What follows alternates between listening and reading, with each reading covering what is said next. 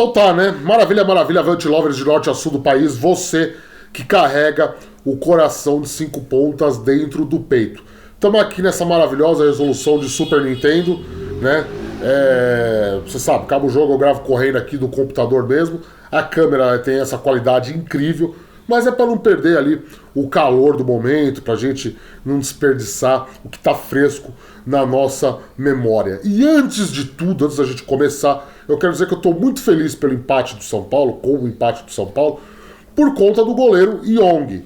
Ele não merecia sair como o vilão da noite, né? E mais, assim, claro que a gente não torce pela desgraça de ninguém, não é isso. Mas, felizmente, o gol de empate do São Paulo dos acréscimos, o gol do Mike, foi feito, né, graças a um lance de infelicidade do goleiro deles, né? O tal do Gabriel, que estava vendido no lance, enfim. Fico feliz com isso. O garoto não merece, tá? Não merece. Não me venham aqui nos comentários, não me venham nas redes sociais xingar. Igual já teve gente lá no meu perfil, foi lá, tem que meter a porrada. Cara, isso vai ser tema de um vídeo que eu devo gravar aí nesse domingo ou na segunda-feira, no mais tardar, sobre o trabalho psicológico do São Paulo que está abandonado, né? O São Paulo abriu mão do seu departamento de psicologia esportiva lá na virada de 2022 para 2023 e os reflexos estão aí, né? Um goleiro que é promovido, tem a sua primeira oportunidade como titular da Ilha do Retiro, é complicado. Talvez tenha começado um pouquinho nervoso, mas felizmente, São Paulo saiu com um empate com ar sim, com uma conotação sim de heroísmo, de heróico, um resultado heróico do São Paulo lá em Recife. Eu ia falar Fortaleza, me desculpem os amigos, a minha ignorância geográfica momentânea causada aqui por um momento de apagão cerebral. Tá certo? Cara, não tem muito que a gente dizer. Eu falava antes do jogo que o time do Sport é fraco. O time do Sport está abalado psicologicamente. É o lanterna do campeonato, tem uma vitória em 20 jogos. Então é um time que caminha a passos largos pro rebaixamento. Mas, contudo, porém, entretanto, todavia, há de se ressaltar que o Daniel Paulista, o técnico deles, é um bom técnico, é um bom profissional, vem fazendo bons trabalhos aí ao longo dos últimos tempos, né? E sabe armar um time, sabe fazer uma sistematização de jogo que é interessante, né? E ante um São Paulo mistão do primeiro tempo, ante um São Paulo com tantas peças reservas, com uma formatação de jogo inédita, o 4-3-3 inédito, com poucos, né, jogadores que tiveram chances do time titular aí, do tricolor ao longo do ano, né, poucas ou quase nenhumas, como o caso do Young ou o caso do Luan, que seja, né, era natural que o Sport, apoiado, empurrado pela sua torcida, fosse criar alguma das melhores situações de jogo. Isso não se efetivou na prática, né, podemos dizer assim, porque não houve um amplo domínio do Sport no primeiro tempo. O que houve foi um time acertado, um time taticamente equilibrado, que contou com 2 lances de pura sorte, um deles também com o oportunismo do Lucas Lima, né, começando com o gol perdido do Didieno, logo no primeiro lance do jogo, saiu livre dentro da área e com o goleiro batido conseguiu chutar para fora. Imediatamente depois veio a fatalidade do Young, né, foi recuar, pegou uma bola recuada, foi sair jogando, deu no pé do Lucas Lima, que, bem ou mal, entre todos os seus predicados, entre todos os amores e ódios que ele desperta, é um cara que sabe, bem ou mal, o que fazer com a pelota no pé, meteu lá, escolheu o lado para bater e deixou o Sport na frente. Eu já tinha falado aqui no vídeo do intervalo que o São Paulo melhorou o seu ritmo de jogo no decorrer do próprio primeiro tempo, mesmo com o time reserva ainda, né? A gente viu um Pablo Maia se acertando ali com o Luan em relação à marcação, sobre quem ia efetivamente dar esse combate ao Lucas Lima, destruir ali a criação do Sport. Pablo Maia passou a subir mais, passou a auxiliar a armação da jogada e quase fez um gol ali numa cobrança de escanteio que ele desvia e a bola trisca no travessão. Como pode se ver, o Sport não teve um amplo domínio não, né? Porque foram efetivamente as únicas jogadas que a gente teve no decorrer da etapa inicial. Na volta do intervalo, o Crespo começa a colocar a cavalaria, né? Começa a colocar a cavalaria. Né? O Lucas entra no lugar do Rodriguinho, uma alteração até que eu não concordei muito, porque eu não acho que o Rodriguinho estava fazendo uma partida tão ruim assim. O Rodriguinho melhorou muito na reta final ali do primeiro tempo, talvez merecesse ficar em campo. Não foi o que o Crespo observou, colocou o Lucas. Tá certo, o Lucas tem que ganhar ritmo, né?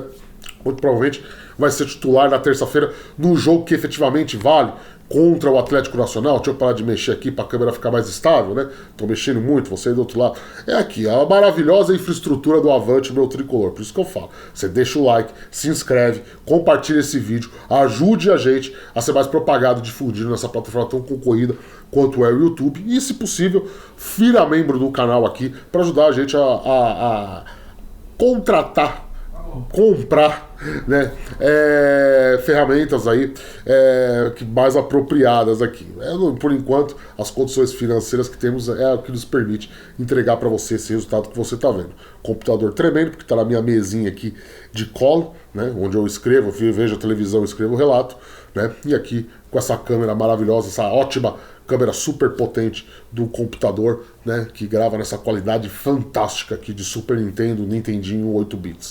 Mas, voltando, vire membro, tá? Faço Pix, o endereço, nossa chave Pix está na descrição do vídeo, nosso e-mail. Ajude financeiramente o jornalismo independente, que precisa muito da sua força e do seu apoio. Voltando, né? Entra o Lucas e entra principalmente o Henrique do Carmo. E eu já vou falar mais do Henrique do Carmo. Primeiro, vamos falar que a noite do São Paulo parecia ter ido pro brejo, porque também, logo no começo, numa cobrança de escanteio, o jogador deles testa lá o tal do Derek, né, e faz 2-0. Um erro total de marcação do São Paulo, um erro principalmente do Sabino, que não subiu com o cara, deixou o cara subir ali, mas enfim, 2-0 pros caras, mas, assim, né, o São Paulo contou com 2 pontos fundamentais. Né? O primeiro, a crise do Sport. É um time em crise, é um time que está cheirando rebaixamento, é um time que não consegue vencer, é um time com uma estabilidade emocional muito grande, né? No momento em que a luz aqui também dá uma apagada, então vamos que vamos aqui mesmo, né? Nesse tom soturno aqui, né? A crise do Sport, que efetivamente com 2-0 no placar desistiu de jogar, e os caras que entraram, o Lucas e principalmente o Henrique do Carmo entrou com fome, entrou com vontade, foi pra cima, deu um baile ali no lateral esquerdo do Sport, começou a protagonizar todas as principais jogadas de ataque do São Paulo e numa delas conseguiu um escanteio que, cobrado, o Lucas diminuiu para 2-1. Com 2-1 no placar, sentindo um adversário que não passa longe de viver um bom momento, o Crespo coloca mais a força máxima em campo, coloca a tropa de choque ali, André Silva, Bobadilha entra, estou esquecendo de um aqui agora, me desculpem, né? Estou esquecendo de um aqui. Mas enfim, ele coloca ali, de fato, né, a galera que provavelmente vai ser titular na terça-feira. E aí, meu amigo, o jogo muda completamente. Aí é o São Paulo que passa a dominar, parece que o São Paulo está jogando no Morumbi, jogando em cima do Sport, o Sport errando a esmo, né? Faltava um pouco mais só de capricho para a definição da jogada. O São Paulo meio que pegava a bola e tentava finalizar de qualquer jeito, né? A zaga do Sport no começo tinha uma marcação compactada que conseguiu impedir o jogo do tricolor, mas nos acréscimos não teve jeito, né? Rebate da área, a bola sobe pro Mike de fora da área, ele chuta de primeira, empata 2-2. São Paulo sai do Recife com um empate heróico, conquistado aos 47 do segundo tempo, conquistado vindo de um resultado adverso de 2-0, conquistado com a maior parte do tempo do jogo jogado com um time reserva, e principalmente não mostrou superação com a falha grave do seu goleiro, né? Poderia ter carregado o time para baixo, né? Trazido ali um problema, uma falta de confiança maior por conta do ocorrido. Não foi o que aconteceu, né? São Paulo mostrou sua tradicional solidez, São Paulo mostrou sua tradicional maturidade desde que o Crespo chegou, né? Pelo menos nos 11 iniciais. Vamos deixar claro isso, tá? Porque enquanto jogou o time reserva, mesmo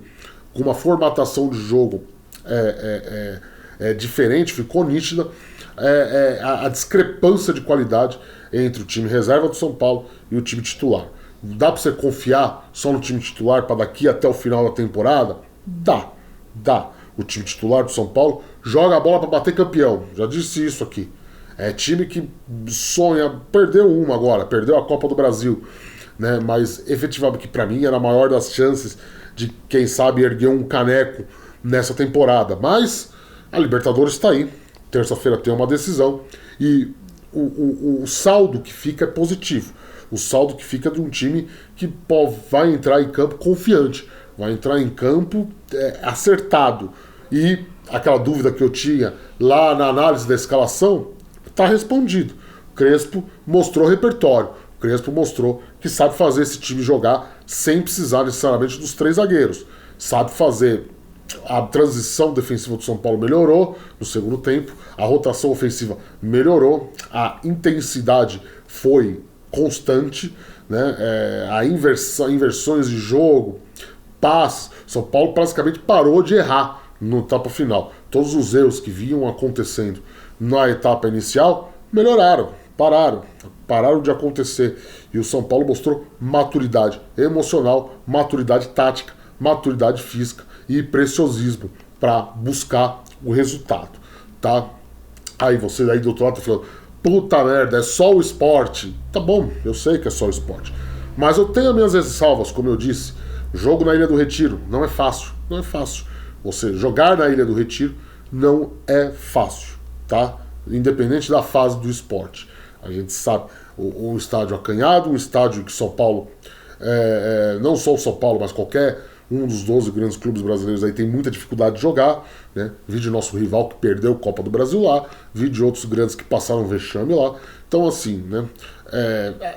São Paulo mostrou que tem repertório. O Crespo mostrou que tem repertório. O Crespo mostrou que o time dele tem estabilidade e sabe jogar em mais de uma sistematização de jogo, sabe continuar extraindo o máximo desses jogadores, e algumas peças ou outras vão se ganhando confiança, né? Não vou falar necessariamente do Young, mas o Mike basicamente mostrou que essa busca, esse desespero por um lateral direito é inútil. A solução está lá, não precisa sair atrás do mercado. O Henrique do Carmo, com a saída do Lucas Ferreira, mostrou pro treinador que, ó, eu tô aqui. Eu tenho capacidade de entrar e mudar panorama de partidas. Eu sou uma peça que posso ser muito útil, né? Que bom que o São Paulo aí no primeiro momento recusou a proposta do PSV, né? O Tapia, que eu tanto critiquei no primeiro tempo, com o time titular, ele mostrou um bom entrosamento ali.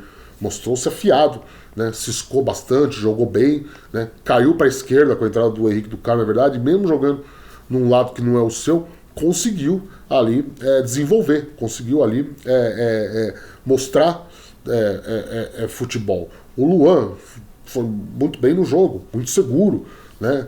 No começo estava batendo um pouco de cabeça com o Pablo Maia, mas ainda no primeiro tempo se acertou, mostrou que o São Paulo também não precisa de volante. O São Paulo tem, as soluções do São Paulo estão todas lá. Agora, vamos ver em relação ao Young. O Young mostrou maturidade para superar a falha, né? Poucos minutos depois ele já estava driblando os caras do esporte lá, né? É muito cedo para a gente fazer qualquer tipo de juízo de valor da sua qualidade. É evidente que ele não está pronto para assumir uma grande responsabilidade, né? Vamos supor, o Rafael quebra a perna para uma semifinal de Libertadores. Mas, por outro lado, é inútil você trazer outro goleiro também para acabar com o pouco tempo de jogo que o menino possa ter, tá? Falhas acontecem. Você tem aqui o exemplo do Rogério Ceni lá em 94, quando tomou o gol olímpico do Marcelinho, e quem aí é São Paulino das antigas lembra o tanto que o Rogério foi massacrado por nós da imprensa naquela ocasião. São Paulo bancou e deu o que deu. Então o São Paulo precisa bancar o garoto, precisa estar certo da sua decisão de liberar o Jandrei, que a gente sabe que é correto, tá ok? Então eu acho que é um jogo positivo sobre vários aspectos. É um jogo positivo para mostrar a maturidade do treinador, que, repito, mostrando o repertório, mostrando que sabe jogar em mais de uma sistematização de jogo e que continua sabendo extrair o máximo de cada um desses jogadores do elenco que ele tem nas mãos. É um salto positivo para o elenco, que mostrou força de vontade, mostrou disposição, mostrou evolução, né? Individualmente, aí, eu não vou fazer aqui nenhum tipo de análise de jogador, você sabe que eu não gosto disso, mas saldo muito positivo para muitos deles, incluindo o próprio Young. Mesmo com a falha, como eu disse, no decorrer do jogo foi seguro. É claro que o primeiro gol foi culpa dele, mas o segundo não foi. E ele foi muito seguro em algumas finalizações que o Sport conseguiu ali em contra-ataque no segundo da etapa final. Tá? E é um resultado positivo para a torcida, que mostrou que pode confiar nesse time.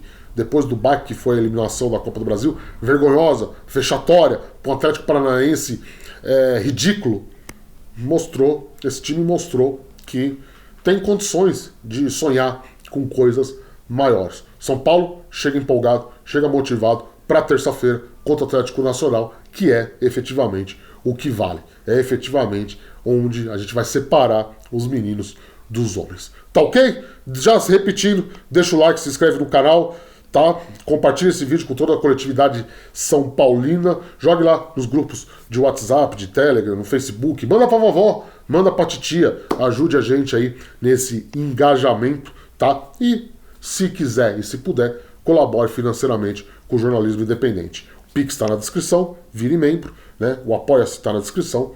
O botãozinho Amei está aqui embaixo para você fazer a sua doação pela própria plataforma. Ajude, estão precisando. O jornalismo independente precisa da sua força e do seu apoio. Tá ok? Beijo do gordo, tchau. A gente volta a qualquer momento com mais informações.